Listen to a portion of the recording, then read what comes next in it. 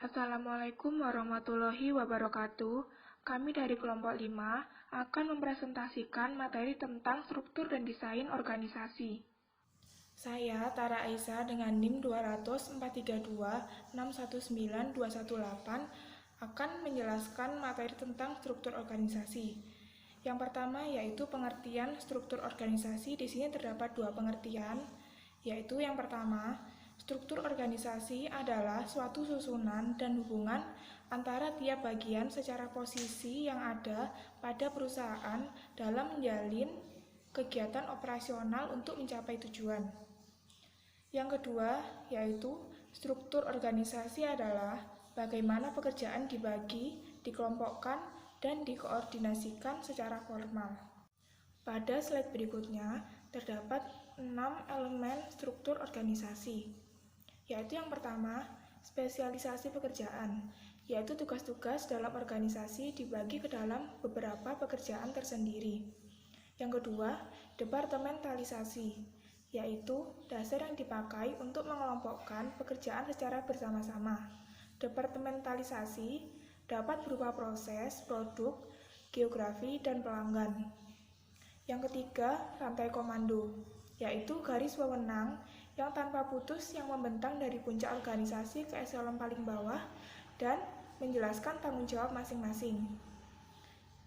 Keempat, rentang kendali, yaitu jumlah bawahan yang dapat diarahkan oleh seorang manajer secara efisien dan efektif. Yang kelima, sentralisasi dan desentralisasi. Sentralisasi mengacu pada sejauh mana pengambilan keputusan terkonsentrasi pada satu titik di dalam organisasi. Sedangkan desentralisasi adalah lawan dari sentralisasi. Dan yang keenam, yaitu formalisasi. Sejauh mana pekerjaan-pekerjaan di dalam organisasi dilakukan. Selanjutnya, terdapat jenis struktur organisasi. Yang pertama, yaitu struktur sederhana, adalah sebuah struktur yang dicirikan dengan kadar departementalisasi yang rendah, rentang kendali yang luas, wewenang yang terpusat pada seseorang saja, dan sedikit formalisasi.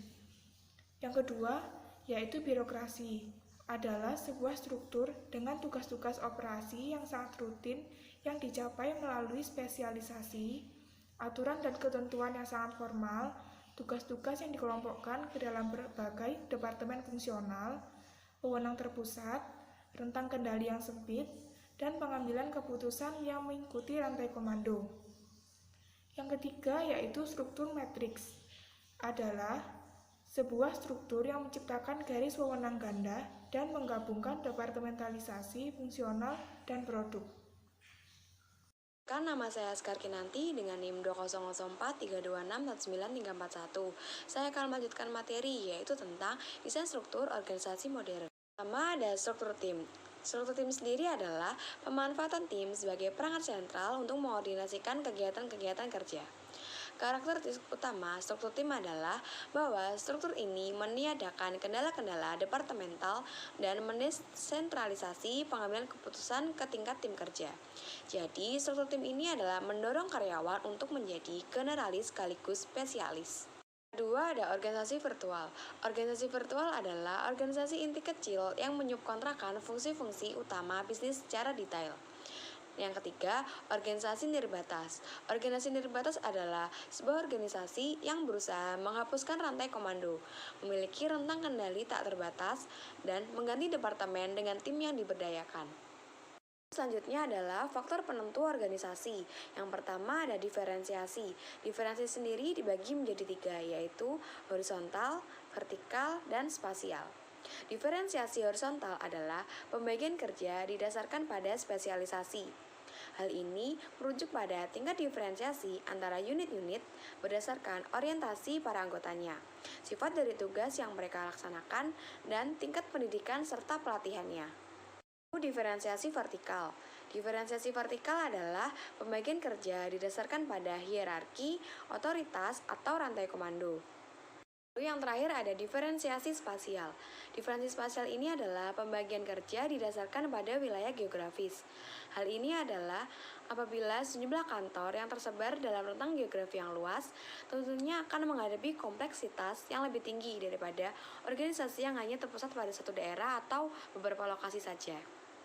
Ada integrasi atau koordinasi. Hal ini dapat dilakukan dengan cara yang pertama, formalisasi, yaitu mencakup kebijakan, aturan, dan prosedur. Jadi, formalisasi menyangkut jumlah atau banyaknya aturan tertulis dalam suatu organisasi yang merujuk pada kestandarisasian tingkat pekerjaan. Kedua, desentralisasi atau lokus pembuat kebijakan. Jadi, sentralisasi ini merujuk pada tingkat di mana pengambilan keputusan dikonsentrasikan pada satu titik tunggal di dalam organisasi. Konsentrasi yang tinggi menyatakan adanya spesialisasi yang tinggi, sedangkan konsentrasi yang rendah menunjukkan adanya desentralisasi. Yang ketiga ada rentang kendali. Hal ini dimaksudkan membatasi jumlah anak buah yang harus diawasi. Lalu yang terakhir ada standarisasi, yaitu mencakup kerja, keahlian, dan output.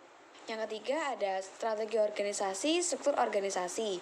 Ini adalah salah satu sarana yang digunakan manajemen untuk mencapai sasarannya. Yang keempat, ada usia dan besaran organisasi. Ada beberapa hipotesis tentang usia dan besaran organisasi terhadap strukturnya. Yang pertama, semakin tua organisasi, maka semakin terformalisasi perilakunya. Yang kedua, semakin besar organisasi, maka unit-unitnya makin terspesialisasi. Yang ketiga, semakin tua organisasi, semakin meningkat jenjang hierarkinya. Dan yang terakhir, semakin tua organisasi, semakin memerlukan koordinasi antar unit. Yang kelima ada teknologi. Istilah teknologi mengacu pada organisasi mengubah input menjadi output. Setiap organisasi paling tidak memiliki satu teknologi untuk mengubah sumber daya finansial, SDM, dan sumber daya fisik menjadi produk atau jasa. Pertama adalah kondisi lingkungan. Lingkungan sebuah organisasi terbentuk dari lembaga-lembaga atau kekuatan-kekuatan di luar organisasi yang berpotensi memengaruhi kinerja organisasi. Hal ini meliputi pemasok, pelanggan, pesaing, badan peraturan pemerintah, kelompok-kelompok tekanan publik, dan sebagainya. Ketujuh ada pengandilan kekuasaan. Dalam sebuah organisasi, terdapat sebuah garis kekuasaan dari pucuk pimpinan, di mana kekuasaan diatur oleh seorang pemimpin. Ketika pengendalian dilakukan secara partisipatif, maka struktur organisasi cenderung ke arah perluasan fungsional dari setiap lini dan begitupun sebaliknya. Desain organisasi. Ada dua model ekstrim dari desain organisasi. Yang pertama model mekanistis, yaitu sebuah struktur yang dicirikan oleh departemenisasi yang luas, formalisasi yang tinggi, jaringan informasi yang terbatas, dan sentralisasi. Mode organik, struktur yang rata menggunakan tim lintas hierarki dan lintas fungsi. Menurut Henry Mintzberg, setiap organisasi terdapat 5 bagian dasar. Yang pertama, the operating care atau unit pelaksana, pegawai yang melaksanakan pekerjaan dasar berhubungan dengan produksi dari produk dan jasa.